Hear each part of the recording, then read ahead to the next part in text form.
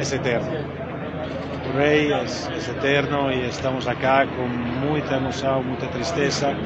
Tenemos algunas novedades, como la semi-automated offside en la última.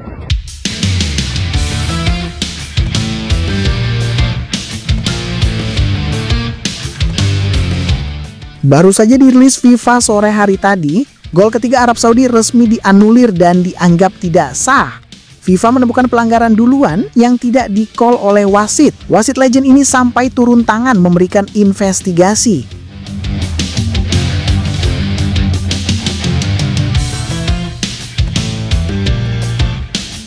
Indonesia nampaknya emang harus punya kepala tegang dalam menerima kekalahan semalam melawan Arab Saudi. Walaupun dalam hal ini catatan besar kita tentu tertuju bukan pada segi non-teknis macam wasit, karena wasit semalam memang cukup fair dan objektif. Tapi catatan besar kita tentu pada sosok pelatih Patrick Kluivert yang dianggap coba-coba dalam menurunkan starting line up. Ya, kita lihat saja di atas lapangan bagaimana percayanya Patrick Kluivert kepada seorang Mark Klok yang bakal secara performa semalam sangat buruk. Statistiknya bahkan melakukan satu haluan gagal ke depan yang membuat pemain Saudi berhasil mencuri bola dan melesahkan satu gol. Entah Patrick Kluivert punya aib yang disimpan Mark Klok sehingga nampaknya dia sangat yakin dengan pemain satu ini. Yaitu adalah ujar netizen di kolom komentar yang memang sangat-sangat tidak habis pikir dengan permainan kita semalam. Apalagi tentu dua gol yang disarankan Arab Saudi jelas berawal dari kesalahan pemain kita sendiri.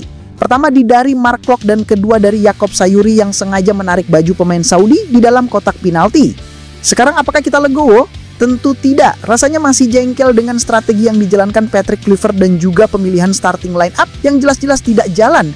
Selain itu beliau ini memang nampaknya nggak tahu kondisi di atas lapangan dan nggak menganalisa, padahal penonton awam saja paham pemain mana yang nggak perform, yang Bloomer M malah tidak diganti dan malah ganti yang lain.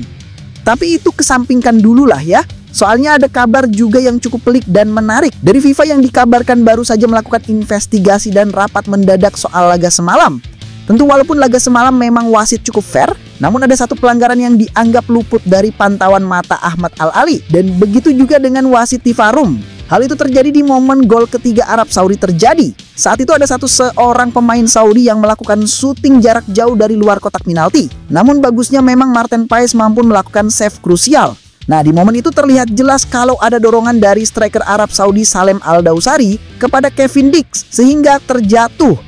Insiden itu terjadi sebelum bola ribun itu ditendang, dan jelas saja kalau kita lihat di sana wasit seharusnya meniup peluit pelanggaran dan menganulir gol tersebut. Namun sayangnya memang wasit Ahmad Al-Ali langsung mengesahkan gol itu tanpa adanya cek dari VAR, dan gol ketiga itu pun lahir buat Arab Saudi.